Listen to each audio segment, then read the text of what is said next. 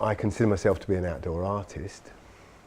What I do outside, I don't sure sometimes. It is a combination of sound, light, performance, music, you could call it that, an exploration of all those as well. Quite often I'll have the vaguest of ideas of what I'm trying to do, and I think I do need a certain amount of what can only be termed as sort of junk and detritus to actually start picking through bits and pieces to start that process off. I got a phone call from Simon Chatterton, a producer that I've worked with quite often, who said, how do you fancy doing a piece that marks the first use of gas in the First World War? I've been involved in anti-war movements, demonstrations. My family history is part of that, so to do anything that marked it, commemorated it, how was that going to work, that sort of politics that was going to go on. But it seemed like it would be a challenge to do something as well.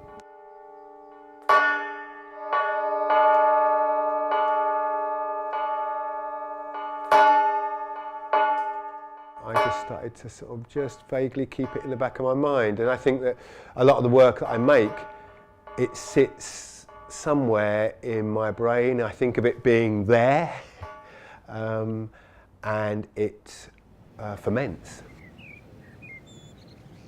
I'd started to think that, that the artists, the sort of movements that were around at the time, I'd started looking at that, specifically the Dadaists, who reacted very much to what was going on in Germany and particularly the First World War.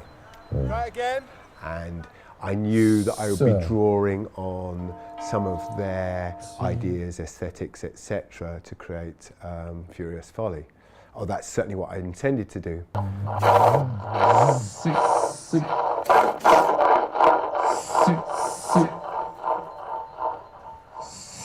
was reading about the effects of shell shock, etc., etc. I think I went into quite a strange place, really. I remember that time as not a happy time, and it wasn't that anything outside of my life was unhappy. It was that I'd just read so much about the sort of killing and mutilation that went on in that war and the futility of it, and what was making me also very frustrated and angry was what was going on now.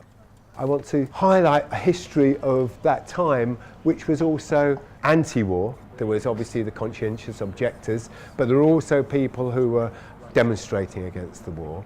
There were people who were deserting, and they were creating little enclaves behind the lines where they were living outside of the law. And the more I investigated this, the more I realised that this history was hidden. And so I wanted to somehow highlight that in the piece, as well as it being a Dada piece, as well as it being a noise piece, as well as it being something that shocks the audience, that the audience don't know what exactly is happening, where they're going, that it can be a frightening experience, and that in no way was it going to be a celebratory thing. I wanted to actually do something that people came away from maybe not knowing quite how to react. And some of the effects that I wanted to use, they're fiddly. Everything's a bit fiddly that we want to do. Everything's a bit carefully put together, carefully waterproofed. The colour has to be right, the shape, everything about it has to be right. The title is Furious Folly, and it did take a long time to come up with that title. We had all sorts of ones. I certainly didn't want one that was obvious that what it was to do with. And I think it was Simon Chatterton who in the end came up with the title. He'd read something by the artist, Dada artist Hands Up, and it talks about the furious folly of our times, and he's referring directly to the First World War.